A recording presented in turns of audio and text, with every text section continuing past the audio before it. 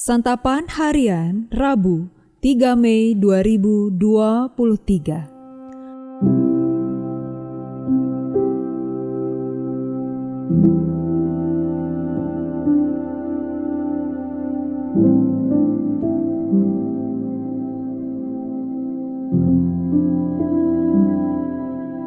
Inilah program Santapan Harian, sebuah program yang mengajak Anda menelusuri isi Alkitab, agar Anda menemukan makna firman Tuhan sesuai dengan konteksnya. Santapan Harian tertuju bagi Anda yang ingin memiliki kehidupan rohani yang segar, kuat, dan sigap. Hari ini kita akan membaca Ulangan pasalnya yang ke-28, ayatnya yang ke-47 hingga ayatnya yang ke-68. Namun kita akan membacanya pada ayatnya yang ke-47 hingga ayatnya yang ke-57. Sebelumnya, mari kita berdoa. Kristus Sang Kebenaran, di saat ini kami akan berteduh di dalam kebenaran sabda-Mu. Buatlah kami mengerti, maka kami akan setia memegang dan memelihara firman-Mu segenap hati. Di dalam Kristus, Sang Putra yang agung, kami berdoa. Amin. Ulangan 28 ayat 47-57. Karena engkau tidak mau menjadi hamba kepada Tuhan Allahmu dengan sukacita dan gembira hati, walaupun kelimpahan akan segala-galanya, maka dengan menanggung lapar dan haus, dengan telanjang dan kekurangan akan segala-galanya, engkau akan menjadi hamba kepada musuh yang akan disuruh Tuhan melawan engkau. Ia akan membebankan kuk besi ke atas tengkukmu, sampai engkau dipunahkannya. Tuhan akan mendatangkan kepadamu suatu bangsa dari jauh, dari ujung bumi, seperti Raja Wali yang datang menyambar, suatu bangsa yang bahasanya engkau tidak mengerti. Suatu bangsa yang garang mukanya, yang tidak menghiraukan orang tua-tua dan tidak merasa kasihan kepada anak-anak, yang akan memakan habis hasil ternakmu dan hasil bumimu sampai engkau punah, yang tidak akan meninggalkan bagimu gandum, air anggur atau minyak, ataupun anak lembu sapimu atau anak kambing dombamu sampai engkau dibinasakannya. Engkau akan ditekannya di segala tempatmu, sampai runtuh tembok-tembokmu yang tinggi dan berkubu yang kau percayai itu di seluruh negerimu. Bahkan engkau akan ditekan di dalam segala tempatmu, di seluruh negeri yang telah diberikan kepadamu oleh Tuhan Allahmu.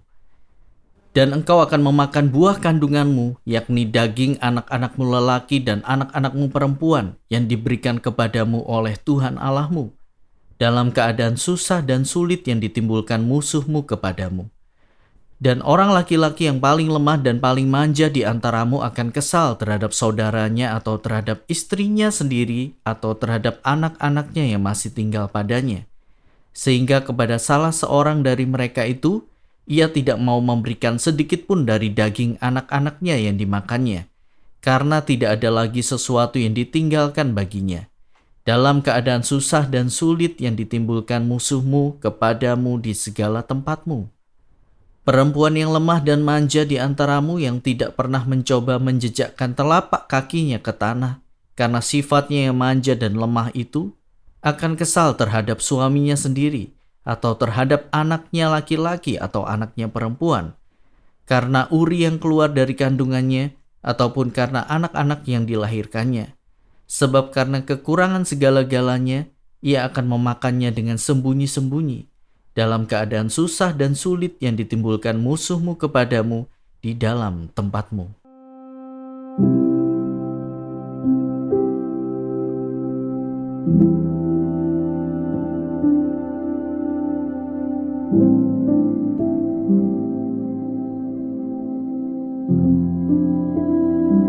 Sahabat Santapan Harian, dalam kemahatauannya, Allah tahu bahwa akan ada waktunya Israel lebih memilih Allah asing dan meninggalkannya. Karena itu, Ia mengingatkan Israel bahwa penghukuman sungguh-sungguh akan terjadi tatkala mereka meninggalkannya. Saat hal itu terjadi, mereka akan mengalami penderitaan besar berupa pembuangan, perbudakan, dan kekurangan.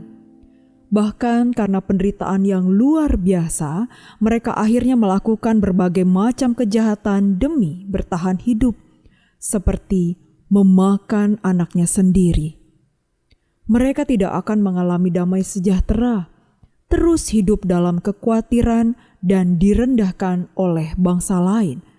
Semua itu terjadi karena mereka tidak mau tunduk kepada Allah, sekalipun mereka telah menerima berkat-Nya. Bagai kacang lupa kulitnya. Israel bisa lupa bagaimana Tuhan telah menyelamatkan mereka dan memberkati mereka selama ini. Mereka lupa bahwa kenyamanan yang mereka nikmati adalah pemeliharaan Tuhan. Mereka berpikir bahwa semua itu adalah hasil usaha mereka, sehingga mereka bertindak sesuka hati, melawan perintah Tuhan dan meninggalkannya demi Allah asing. Karena itu, Tuhan akan menghukum mereka, menindas mereka melalui bangsa-bangsa asing di sekitar mereka, supaya mereka sadar bahwa Allah asing tidak dapat menyelamatkan mereka. Hanya Tuhan Allah lah yang hidup dan berkuasa. Belajar dari pengalaman bangsa Israel. Mari kita tidak mengulangi kedegilan dan kebodohan Israel dalam sejarah kelam itu dengan kita tidak meninggalkan Tuhan dalam hidup kita. Tuhan sudah menyelamatkan kita dari kematian dan menunjukkan pemeliharaannya. Bukankah rasa syukur, pengabdian yang tulus, dan kesetiaanlah yang layak diberikan kepada Dia, Allah yang hidup? Kiranya setiap kita tidak menjadi seperti kacang yang lupa kulitnya dengan melupakan segala kebaikan Tuhan. Sebaliknya, mari kita menjadi hamba-Nya yang berlaku setia dengan sukacita, sebab Ia adalah Allah yang hidup, pemilik hidup kita dan penyelamat kita. Mari kita berdoa. Bapa Surgawi, kami berdiam diri sejenak untuk mengingat-ingat segala yang kami miliki di dalam Engkau. Beri kami mata untuk melihat berkat pemeliharaan-Mu dan tolong kami untuk mengingat setiap kebaikan yang telah Engkau berikan kepada kami. Di dalam kasih-Mu Yesus, kami bertelut. Amin.